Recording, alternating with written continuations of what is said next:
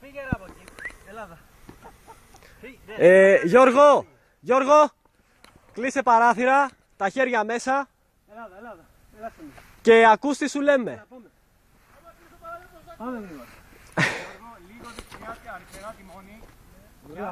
Δώσε απλά λίγο, ίσα σε παίρνει τέτοιο. Πάμε. Σιγά. Όπα! Άστο, μη φοβάσαι. Βάλε μπρος. Ελάτε εσείς από εδώ, ρε. Περίμενε. Πάμε.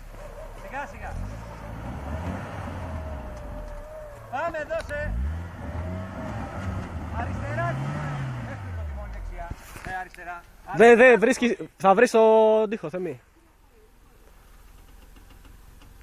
Γιατί τρέχει νερό πίσω η ζάντα. Θα έχει νερά από μέσα. Λοιπόν, βλέπεις που σου λέω τι γίνεται με το τέτοιο. Έχεις κάνει ένα κρέμασμα. Λοιπόν, τώρα κατεβαίνεις, μπαίνεις στο δικό μου και φεύγουμε. Λίγο άσχημο αυτό. Δεν μου λες μπορούμε να φάμε λίγο εκεί μπροστά στη ρόδα την αριστερή.